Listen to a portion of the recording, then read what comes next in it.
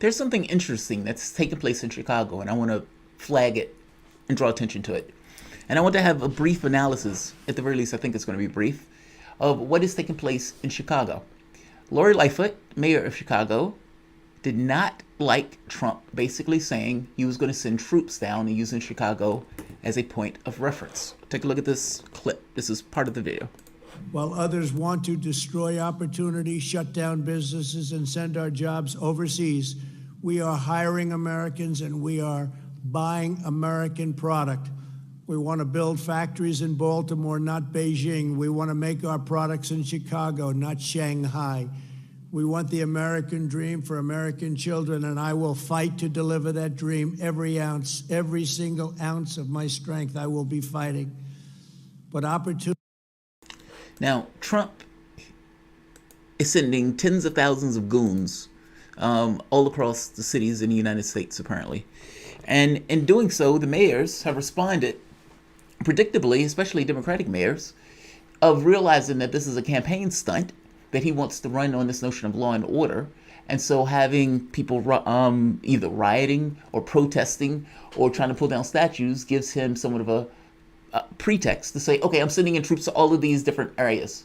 Well, again, this goes into the whole law and order pitch that he's doing. Part of my reasoning for being against, well, not being against it, that's too strong, but thinking that defund the police went askew is because I thought it was too diminutive for the moment.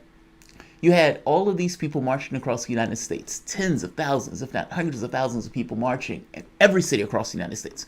You had people marching in Sydney, in New Zealand, in the UK. You had Black Lives Matter movements in Germany, for God's sake. All of these countries coming out, throwing their bodies into the streets. And your request is to defund the police. That's too minor. That's too small.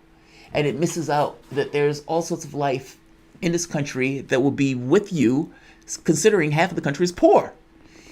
42%, just before COVID-19 ever hit, 42% of the country was making $18,000 a year. That is abominably low. You can't even find rent anywhere in the United States making something like that. To make matters worse, many of those people still had to pay for health care. They still had to pay for the other expenses like childcare and those type of things that you would have to pay for. But basically, it's a permanent underclass. We've instantiated poverty in the country. And because you have an upper class that kind of goes along with it and pays no attention to it, you have a media that pays no attention to it because that's not their lived reality. And you have people who may work at office jobs like software engineers or these kind of managerial class that don't entirely have to deal with it, even though they're on their own treadmill where they're running. But you've basically, in the richest country the planet and the world has ever known, you've instantiated nearly half of your population as being poor. That is in no way to run a country, and clearly that's going to have consequences. And I think what we're seeing today is the consequences. Donald Trump is using this as political ploy. By the same token, there's a reality to it also. Both things just so happen to be true. The argument to defund the police misses the point that that edifice is there for a reason. What I mean is, to say defund the police, you have to ask the basic question of why are they there in the first place? Is it just a plank in the woods that you can toss out? Or is it a weight-bearing mechanism in your society? And I understand that people may want to get rid of stuff, but at the end of the day, this is kind of chess logic, right? You have to undo it and untie it in a way that doesn't necessarily gouge you in the throat. And arguing defund the police without dealing with the underlying issue of poverty is going to have you bad ends. When I asked AOC about the question in New York about why the violence spiked, and she gave that kind of weird answer.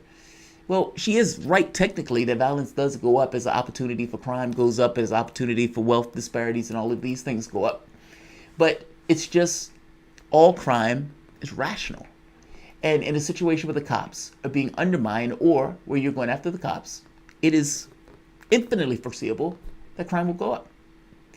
That doesn't necessarily mean that cops are great or cuddly people. It doesn't necessarily mean even that cops are a necessary component in your society. It does mean if you try to remove that plank without dealing with the other reasons that that plank is there, you will experience consequences. Donald Trump is sending troops all over the country, Chicago in particular. This is the mayor of Chicago responding. I'm going to show a couple of her responses, then I'm going to go to her final response. Take us on and make us look bad because that'll score points with their base. And to that, I've said, and I'll say again, good luck. The mayors are getting it done. Kayleigh McEnany, you called her Karen. Can you explain that? Yeah, I think it's pretty straightforward. Look, what we've seen, and unfortunately what we're going to continue to see, is the Trump administration obviously thinks that they will score some political points by trying to demonize and make Democratic mayors, particularly women mayors, like myself, Mira Bowser, Keisha Lance Bottoms of Atlanta, Jenny Durkin of Seattle. They think that they're going to take us on and make us look bad because that'll score points with their base. And to that, I've said, and I'll say again, good luck. That's true. They're going to try to score points. He is looking for something. I mean, he's trailing Joe Biden miserably. So for Donald Trump, he needs to come up with some cohesive message that he can run on in order to try to win the race. And his argument is law and order. The problem is that Donald Trump has lost the argument up to this point of dealing with the protests. So if you can't win that argument dealing with the protests, and the protests are still going on, and you're arguing with this notion of law and order, that's somewhat of a hard thing, meaning you need to pull the public into your camp. And at this point, the public is not necessarily in your camp. Doesn't mean you can't do it. It just means they're not there yet. This is her talking about it again. Around in vans, pulling people off the street, depriving them of their constitutional rights. That is not what a democracy looks like. And we're not going to have that in the city of Chicago. We can't put anything past the Trump administration. I'm hopeful that they will not be foolish enough to bring that kind of nonsense to Chicago, but I'm also not naive, and we're going to be diligent, and we're going to be ready, and if we need to stop them, we are going to. Some of the mayors, the mayor of Philadelphia in particular, say he would order the arrest of any federal troop or any federal Trump goon that gets out of order in regards to what they are doing. You can understand how they're feeling about this, right? Trump is basically using this for politics. And these mayors are actually dealing with real issues, and Trump is basically playing a political game. Here's her again. Mayor Lori Lightfoot. Under no circumstances will I allow Donald Trump to come to Chicago and terrorize our residents. A few hours later, Chicago mayor accepts support for federal troops to help curb violence. Now, some people might be like, wow, that was quick. It was quick. But why did she do it? And that's the part I want to get into. I want to talk about the why she accepted, or why she, Lightfoot, will swallow her pride to such a degree after all of these statements and say, okay, I'll accept your help. And I want to go into why this is not going to do anything. Meaning, let's just talk about it. Let's talk about poverty. Let's talk about the violence. Let's talk about Lori Lightfoot. Let's talk about Donald Trump. And I'll try to make it concise. Welcome to the Soapbox.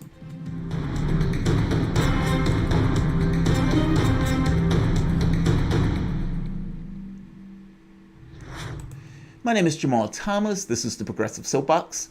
Guys, if you dig this content, please like, share, and subscribe. You can always support this content through PayPal or Patreon. So why did Lori Lightfoot swallow her pride to such a degree like that? Political actors don't tend to like to do that. Why did she do that? Why did she accept the federal troops to get help? A few points I want to make. All crime is rational. Doesn't mean that the criminals are bright or smart. It just means that it is rational.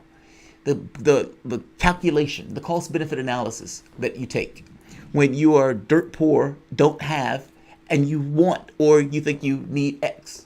And you say, I'm willing to do this in order to get this, especially if your appraisal of it is that my chances of getting caught are low.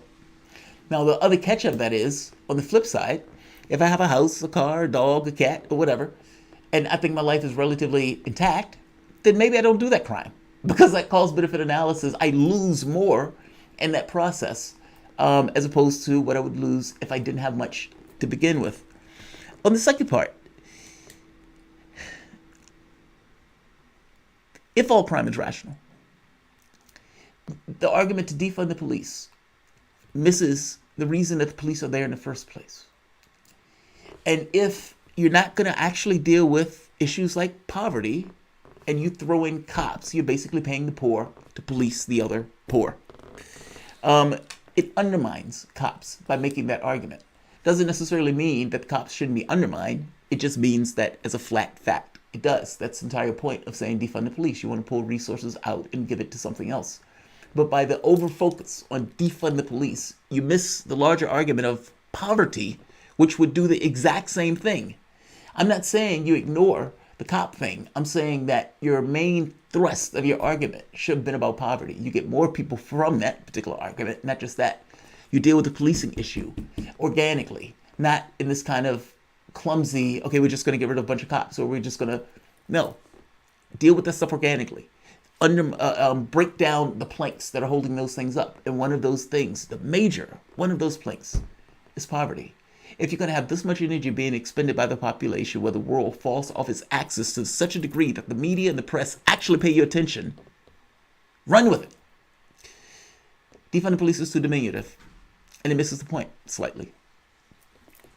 The spotlight on the cops restrains behavior. Doesn't look like it from the way that they're beating the shit out of protesters, but it does. And on top of that, there's already a low rate of solving crimes. So if you have a low rate of solving crimes, especially in a particular area that may be violent, and the cops don't live there, meaning those people live in those communities. And because those people live in those communities, they are less likely to say anything about anything that might be going on since they live there and their lives also could be at stake. Well, right off the bat, your ability to get anything done in that process withers. And with it withering, the propensity for crime also, again, goes up. Your cost-benefit analysis. Also, we miss something that people conform to their environments. If you're going to create systems where you redline, where you lock out African Americans and Hispanics and people of color from all of these different jobs, but also different housing areas, then you're going to create an area, let's just say, that's been abandoned and alienated. And what you need to live in, or the perspectives that you need to take, you conform to your environment. Especially if you're trying to excel in your environment, you conform to your environment. And sometimes conforming to your environment means doing pretty ghastly things that is counter-cultural. But it's counter-cultural because your culture alienated you in the first place. I hope I'm making that point clear. From a policy standpoint, your society has basically abandoned you for hundreds of years. And then that society is shocked that the people within that counter-alienated culture, who has grown up with different incentives, different drives, and different things that allow them to get from point A to point B to survive, the larger society doesn't like it, and they're shocked by the behavior. You shouldn't be.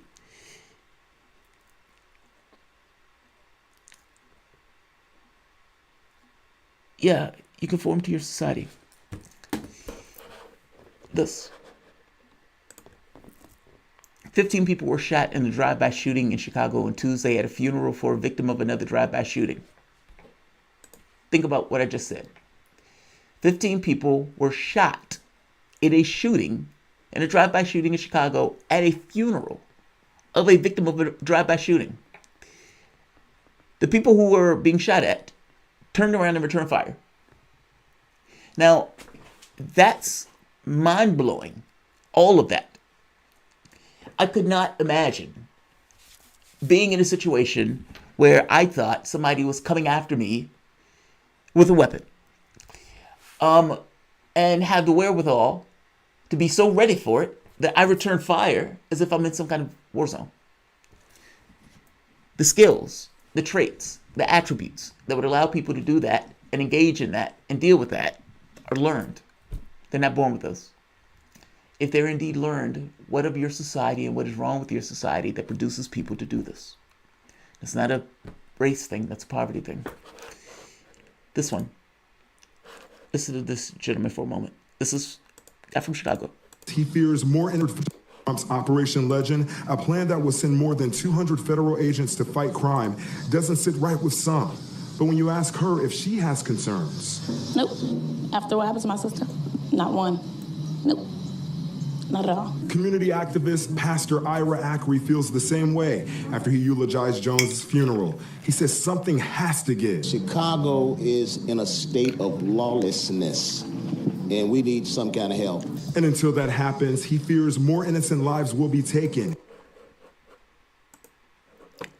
Chicago violence. 7 children killed in shootings in the last 2 weeks, police say. How does the mayor turn Trump down? She knows it's a political stunt. I know it's a political stunt. How do you turn them down? The people who are living there are not loving that. There's a lot of people, the overwhelming majority, that are living in those situations, in those neighborhoods that are dirt or poor, are just regular people. You have others who decide to take advantage. All of those things are environmental. They don't like living in that situation. And so from their standpoint, if Trump is going to send troops, yeah, send troops. Especially if you were one of those parents that lost one of those kids. Or for that matter, part of all the killings. The point that I'm trying to make here, though, more than anything else, is that this is not an act of God. This is not an issue of race. This is an issue entirely of economics.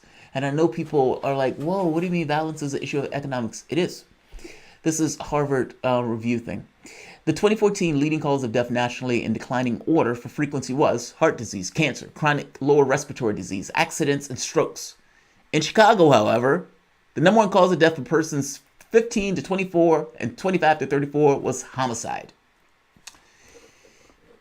Here's another part. In Chicago, these groups are also more likely than their counterparts across the country to experience underemployment, low educational attainment, community-based trauma and violence, and premature death due to homicide. The question is, are these relationships incidental or causal? Now, he's trying to make a racial thing. I think he wants to make this argument that, look, we need to be intermingled in order for whites to just kind of have this kind of upping of the society itself. It's not a racial thing. It's a cash thing. He even makes the point that much more clear, or that much more plain in the document. Much of this appears to stem from residential segregation. In 2016, 1 homicide occurred in each of the 3 whitest neighborhoods in Chicago, while the remaining predominantly white neighborhoods had none. In Chicago's blackest neighborhoods, homicides ranged from 3 in Riverdale, 23 in Burnside, and 3 in those 2, Burnside, and 23 in Chatham. But the more interesting part here is this part. Yet significant variance in life expectancy is associated with the median household income in Chicago. Those with the median household income of $49,877 in 2010 had a life expectancy of 75 and 81 years of expectancy. The poorest neighborhoods, however, had a life expectancy of only 71 and 76, compared to that of neighborhoods with the median or higher, which had 81 to 90. Meaning, the higher the median income, the larger or the higher the lifespan. On average, lower income households had a life expectancy of 73 to 75 years, or 73.5 years, compared to higher incomes, which had a life expectancy of 86 years, a difference of 12 years. Based on your income, in and of itself determines how long you live. Again, a lot of that has to do with your environment. A lot of that has to do with the foods that you eat. A lot of that has to do with whether you're in safe environments, or for that matter, even with crime. Within that context, Chicago has had a 385%. Let's see if I can find it. Oh, where is it? Right here. With that context in mind, right here, the number of poor people living in neighborhoods with extreme poverty, the ones most likely to have conditions that foster violence, grew 384% from 2000 to 2015. Think about what that means.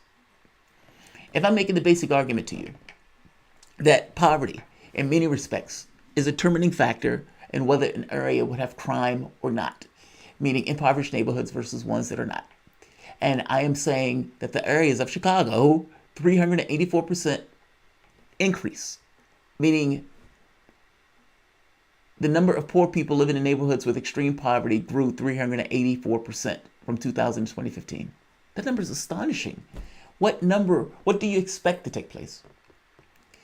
We can statistically look at this, and we know that poverty, for the most part, has certain outcomes, especially when you're talking about neighborhoods.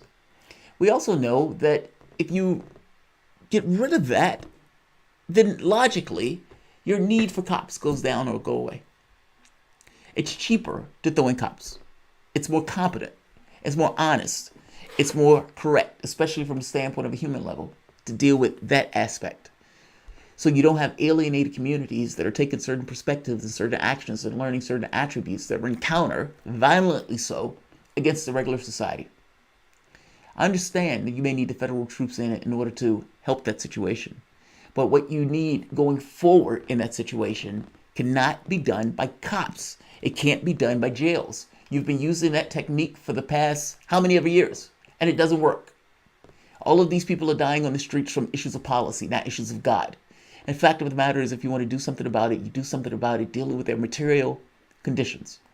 The moment that you see a medium income being a determining factor on whether the person lives or dies, right off the bat, you should think housing. Where are they living? Somebody with a median income of, let's say, $30,000 or $18,000 is not living in an area of somebody who's making $50,000. The conditions are just fundamentally different. And with the conditions being fundamentally different, you get these outcomes. Look, I am deeply resentful of Trump sending those troops down there because I know it is a political stunt. And I would imagine the mayor also feels that much more so because she also knows it's a stunt. And she knows that what she needs to do in order to fix the situation, and for that matter, the situation all across the United States, could be done if the federal government cared and gave a shit enough to do it. But it doesn't. So it sends in agents to make a political show of Chicago when it actually does really indeed needs some level of help. I'll leave it here. I just wanted to point out the Lori Lightfoot thing. I thought it was interesting, at least to me it was. And I would imagine it hurt like nobody's business to turn around and accept those troops.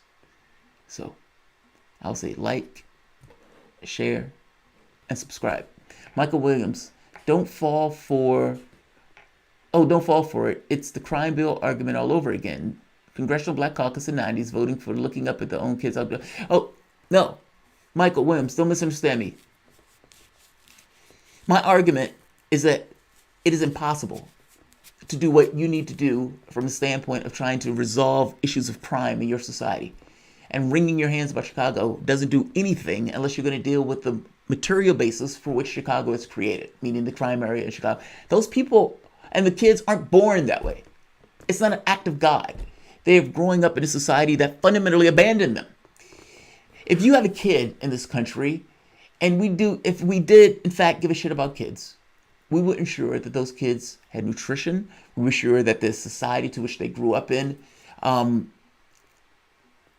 they were whole, meaning it wasn't a situation where they didn't have lights. I had friends of mine who didn't have lights from time to time, and they would sit in the room with a candle to try to do their schoolwork. I've had other friends of mine who basically was using their lunch tickets because they couldn't afford lunch. My mom, who was also poor, but because of the guidelines, made too much despite being poor in order to get those. And so for the most part, she would just make them deal meals and everything else. I am making the point to you that we allow our kids to grow up in horrid situations. And what they learn, implicitly what they learn, is how to survive. And how that may be could potentially go against what you are verbally telling them, especially if the outside world and the stimuli that they get back from the outside world is telling them that they need to behave a particular way to get from point A to point B. You can wring your hands all they want. In some cases, you can almost make the argument it's not entirely their fault. It's almost mechanistic that there's going to be a probability of people who go a certain route that runs counter to our society and do so violently, especially if they believe they can prosper in their aims. Look at the brinksmanship for the moment that Donald Trump is doing, either in Venezuela or the murdering of Soleimani. Think about what he did for the moment.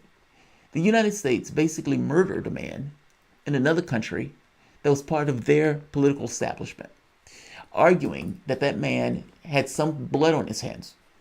This is in context of Obama getting 500,000 people killed, George Bush getting 1 million Iraqis killed, and Donald Trump himself with the drone strikes and the bombings, killing babies and everything else. Even the sanctions that are taking place in Venezuela right now are killing and murdering babies.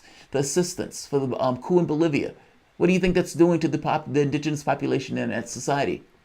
All of these people are monsters. And one of those monsters pressed the button and murdered another guy in another country. How Iran responded was off the table from the standpoint of what Donald Trump could do. Meaning, any notion of stopping a war was off the table. And it was entirely up to what Iran wanted to do. If Iran turned around and gave the Houthis the word, and they themselves launched their missiles to flatten Saudi oil, every last oil refinery that they can get their missiles on, destroy it all, what would the U.S. do? They would probably go to war, right? Well, that means that any notion of war at that point is out of the United States' hands or discretion for determining yay or nay on whether to engage. The president's hand is stuck. He has to respond in that case. He was betting that Iran wouldn't do that, but he didn't know whether Iran would do that or not. And I guarantee you, you've made such bad blood that the first opportunity that they get to hit us, they will hit us.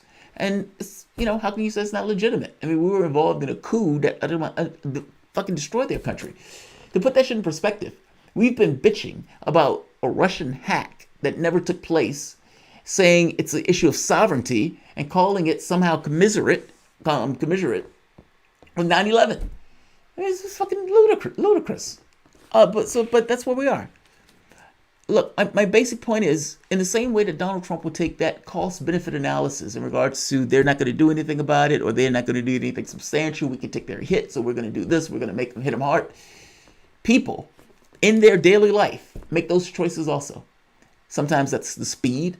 I'm going 100 miles an hour. Sometimes that's to drink and drive.